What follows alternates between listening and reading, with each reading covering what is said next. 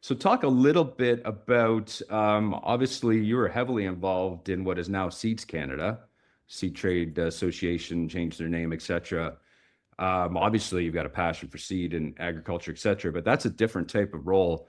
Talk a little bit about that, and the value, I guess, to agriculture in Canada. So I was approached when I got involved in the Canadian Seed Trade with CST at that point. When I got involved in that, and I was approached to go on the board, and discussed it with the other people I worked with, and it was just a tremendous opportunity to get involved from an industry perspective. So we did that.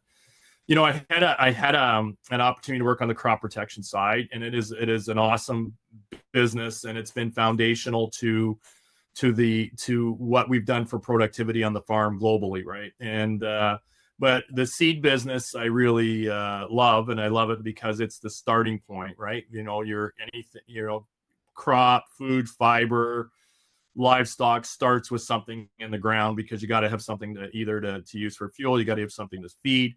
And so the seed side of it is keen interest. So then from a Canadian Seed Trade perspective, or Seeds Canada perspective, then it's about what are the policies that are overarching over the industry from a federal or provincial, but we'll say federal perspective in general. And then what role can you play as a seed company member to help influence those policies? And so that's why I got involved, was, okay, what can we do that from a policy perspective, and what do we need to do from a policy perspective that supports the seed industry? But more importantly, like, I always go back to my first hat, which is a farmer. What do we need to do from a policy perspective that will actually support access to better genetics and better technology for farmers in the country? And so that's kind of been my guiding principle, and all of that is what do we need to do that, right? And there's a number of things over time, and that I've been involved in with that, simple goal in mind. What do we got to do to put the farmer in a better position with from a policy regulation perspective? So that experience was really, I got involved in a lot of stuff as a result of that. Everything from plant breeders' rights and that kind of a thing to spent a lot of time on that. Spent a lot of time, obviously, on the seed treatment side of things, because I see that as foundational and environmentally friendly, from the perspective of okay, how do we control? Because we've got a population to feed, right? And not to get all into that side of it, but we have a population to feed. What do we have to do with the land we've got to be productive, and at the same time be good stewards? And I think we've done a good job on that, because I think if we go back 50, 60 years, and I look in our own area and other areas, and if we look at our ecosystems, they are healthier today than they were if we go back several decades, when we were doing a lot of tillage, when we were doing things that seemed good, but not necessarily from a soil stewardship perspective or environmental perspective, may have been the sound. So that's why I got involved, and I was fortunate to go on the board and to on the executive and be president of CSTA, and that was an awesome experience. So. Awesome. It sounds to me like somebody that might have a future in politics. Yeah. No. Well, we need good people. Yes. So you did touch on it as far as the differences between chem and seed, because you have worked on both, a lot more on the seed side, and I think you explained that passion behind there. But any sort of big other differences that you see, or synergies that are obvious? But well, there's a lot of synergies today because of with biotechnology, and then there's also a lot of synergies when we look at other areas. A good example is disease management, right? So you can in the interaction there. And I'll use the example of tar spot. Tar spot's become a big issue in corn in the Midwest U.S. and it's moved in particularly southwestern Ontario here. And so it's the interaction then between genetics and also what we're doing from a protection perspective to try and stop that disease with fungicides.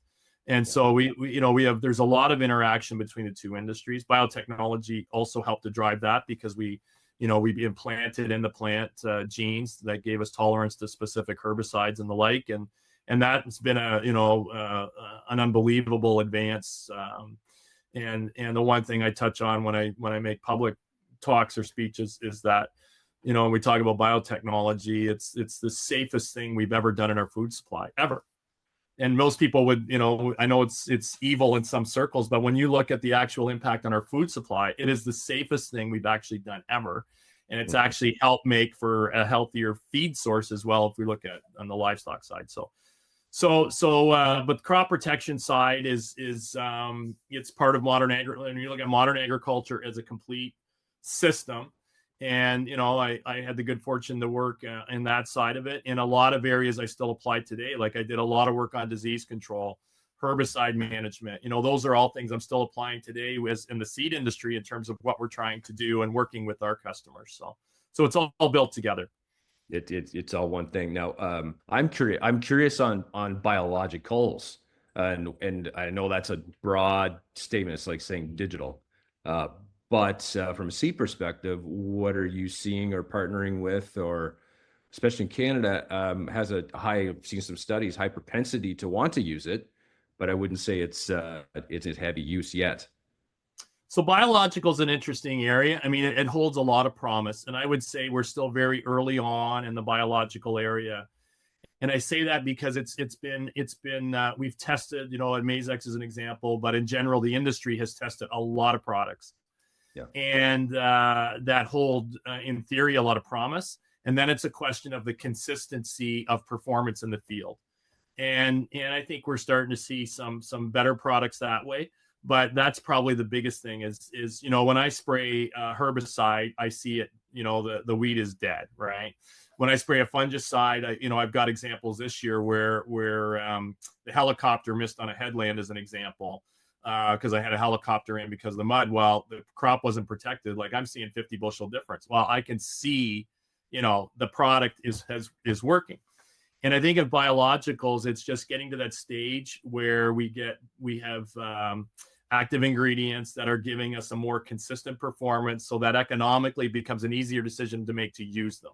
Because right now with the number of products, we saw it this year. We didn't see it last year. We saw it in this field. We didn't see it in that field.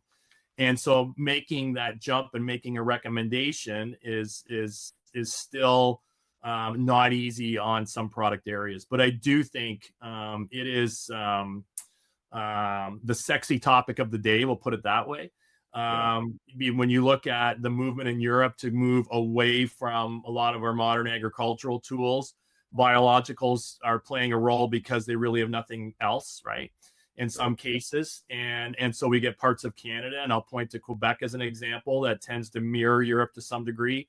There's a desire to work with more biologicals, but it's just getting to the point where we've got consistent performance that you can rely on them, But I think there is a lot of promise. It's just we're talking about multiple generations of products. And then as we evolve, to the second, third generation, I think we'll see more consistency and the rationale to use them. And that'll be a good day. So. Yeah, it is kind of early on, but also, do you see any kind of regulatory types of hurdles that will come into place as well? I guess freedom to operate from a farmer perspective. Do you see that happening in Canada? Do you think the farmer will stay ahead of it?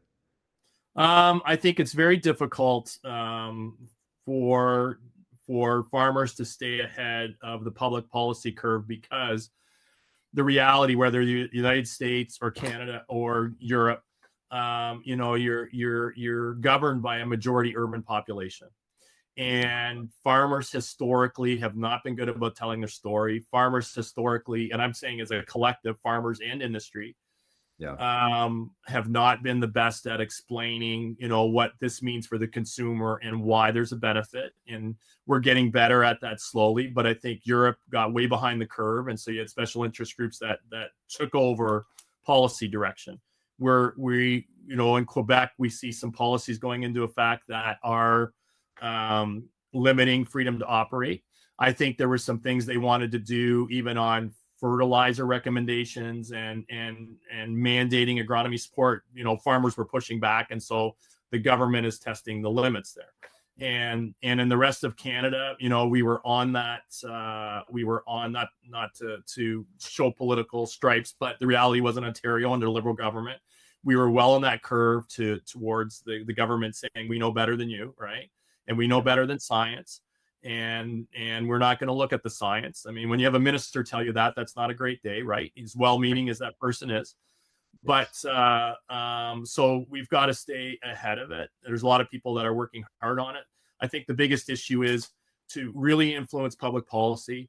You need to put a lot of money into it. And we're not talking 50,000, 100,000. We're talking millions and millions of dollars. And the only way to do that is to do that by working together. And that's still a tough thing in agriculture, is to get all the groups on the same side to work together on a common message.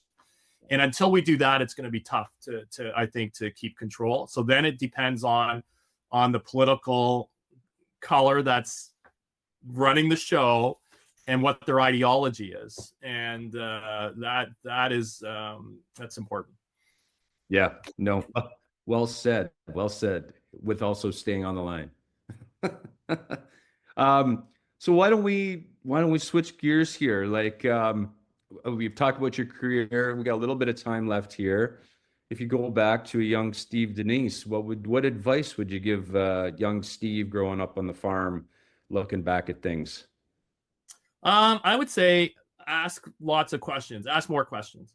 Don't assume anything. Like when we have interns starting, the first thing I tell them is, hey, ask as many questions as you want. Make the experience the way you want it, because whether you're dealing with farmers or you're dealing with our staff or our dealers, they know you're young and you're here to learn. So ask the questions, use the opportunity. So I would say to ask much, to do that. Understand who are the decision makers are, whether that's in business or whether that's on the farm, right? Like who are the decision makers and who do you need to influence? I learned 1995, there was a potato farmer in Alliston, awesome people. And somebody told me this ahead, so I didn't need to learn this, but they said, look, for anything related to fungicides, any related to crop protection, you make sure you're talking to the wife, because she's the one that's responsible for that, right? And Yep. Don't make the mistake of going, he looks after the production side, she's looking after the crop protection. Yep. And so it's understanding who the decision makers are that I think is important. So I think I did this without saying, but I say to people, and I think a key thing is always put yourself in the other person's shoes. What's their perspective? Where are they coming from?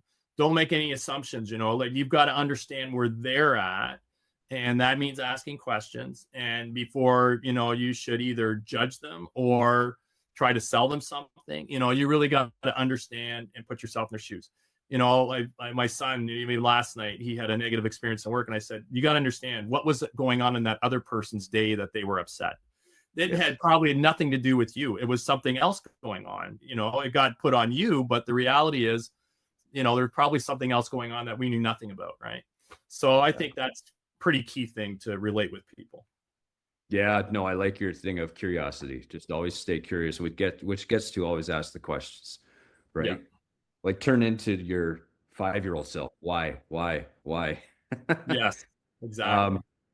And with that, you mentioned a few today, but maybe talk about some of the key mentors you've had and how, how do you go about choosing a mentor? I always say, actually, mentors kind of choose you. But when you were growing up, how did you go through that process of thinking that through, and any key folks that helped you out in your career?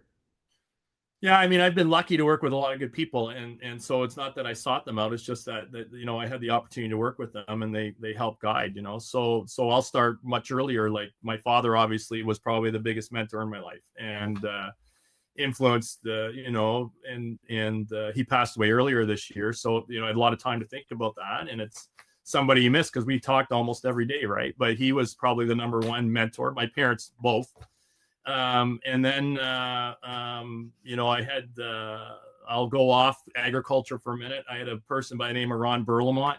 He was my first coach in basketball. And I consider him a key mentor because he gave me the love of the sport, because I just love basketball. And he gave me the love of it because when I started out in grade 9, basically they came to me and said, "You're tall, you're going to play basketball," And so I knew nothing. And he was the most patient man I've ever had experience with in my life, because he had to work with me and get me to understand and start to play the sport. So, and then work-wise, I mentioned Joe Dale, who had an influence in terms of my educational path, and certainly stay in contact with him. I had a person I worked with, Grant Bricker, at Hearst, Canada, and he was a lifelong territory manager, and I learned a ton from him, and he was awesome. ISK, somebody you know well, Doug Gowdy, was an influencer. I really appreciated his approach to life and his experience, and likewise the other gentlemen in that company, Brody Blair and Dave Thompson, I work with. They were just I consider them mentors, and call them when I'm in their area and get a chance to see them. I try to anyway. The seed side, Fred Sinclair, his fellow I worked with, he was my product manager at Pride Seeds, and I really, learned a lot from him. We had a lot of fun together, but the same thing, I learned a lot from him. Dave Hansen, Dave, he followed your dad to China and took on that role with Delta Pine, and Dave has been a lifelong friend, and I consider him a key mentor from early on in the career.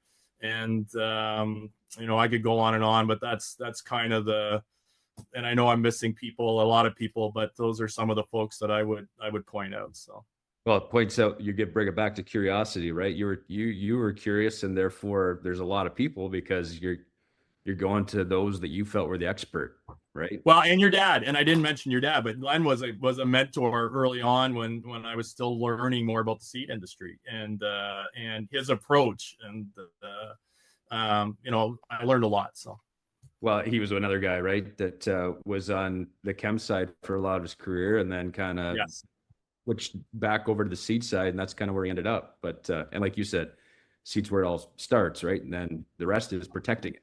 So that's right. That's right. That's good.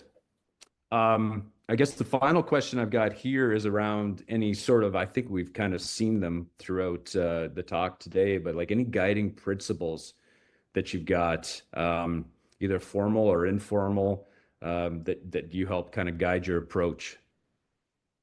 So putting myself in the other person's shoes, that's number one. And respecting other people's opinion, getting input on making decisions. Like if you're going to be a good team player, you need to get input, and that could be formal, informal, So I've always thought that's very important. Trying to stay level-headed and calm has always been. Now that's not necessarily the case on the farm when something breaks, but when you're under pressure and that, but in the workplace, I have always, and on the farm, I've always tried to stay level-headed, and the ups, celebrate, but not too much. Don't get depressed. One of the things I learned from my dad is usually not everything is always as good as it seems, and not everything is as bad as it seems. And so you have to work your way through, especially when problems arise. So those would be probably some of the key things, but try to stay steady in the water, I think is pretty critical. Totally agree. The last question here, you mentioned it about, not getting too high, not getting too low. Good philosophies to have, because you have had some challenges close to home, and have managed through that in a successful way as a family can. So if you want to touch on that for others' awareness and learning, that'd be great. Yeah, well, my wife was diagnosed with MS. That's probably 10 plus years ago now. She was teaching, and she was having medical issues, and they couldn't identify what it was, and things were going down, and she was depressed because they just couldn't figure out what it was. And so finally, the doctor referred her to a specialist, and the specialist right away said, "Let's do an MRI," because she was having all sorts of issues. And they did the MRI, and they could see the lesions. It's like the wrapping on the wiring coming undone, right, in the system. And so she was diagnosed with MS. So that was actually a relief. It was a big relief for her, and it was a big relief in the household. And it wasn't so much because it was MS, it was because the problem was identified. Gave it And name. yes, and there's a name for it, and now we can start to look at what potential treatments are. So she was on disability because she just couldn't. There was just facets that she just couldn't do in the classroom anymore, and started taking some medication that basically has leveled out where she's at for the most part, and so she's at peace with that. We're at peace with it, because treatments were diagnosed. I just can't say enough how important it is to keep asking questions of doctors. Don't take, well, we're not sure. Just don't take it as an answer. Just keep digging and digging. Yeah. So that's been a key challenge in our household. My daughters, like a lot of young people, have had some issues, from a mental health perspective, and so, I think it's really important and my one daughter has been very good with counseling. My other daughter still struggles with some issues, and but she leads a normal life. She's good, but I can't say enough about the importance of counseling and admitting that you have an issue and going forward and seeking treatment in it. We dealt with my father. He was taking treatments for cancer. He was such a positive person through all of that, up until the point when he passed away. And I was very fortunate because, we had my dad until he was 87. Not everybody has that luxury. And so I felt, when he passed, I actually felt a lot of, joy, because I got to experience his perspective on things and work with him on the farm for a long time. But that's not an easy journey, and anybody that has relatives or friends or have been through that themselves, that's not an easy journey either. So yeah, there's been a few things over time, not unlike any other family, and you just same thing, I guess same thing as steady through the water, right? I mean, you got to deal with things as they come up day by day and go through it. But yeah, certainly with Anne, that was a period of struggle for her, which meant it was a period of struggle for us. But once things were identified, it was just like, oh, thank God, we know what it is. Let's truck forward. So. Well, I think you're actually talking about also like the stigma in ag, right? Is like, don't talk about anything and bottle it up and be tough, which does exactly the opposite, makes things worse. So I think it's about talking about it. It gets back to your core character trait of be curious, which means ask questions, don't accept the answer always, right? Get a second opinion, third opinion, those types of things, and talk about it, right? I think in ag we've got Do More Ag, which is a great organization, and I don't know if there's any others you worked with locally, but there's people out there to talk to for these things that can help.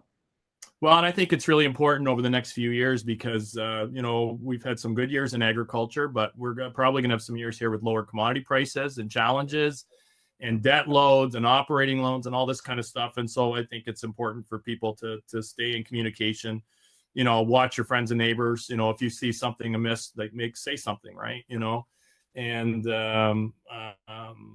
there's good times in agriculture, but there's also the less fun times, and we might be going into one of those. So. Yep. Well said. Well said.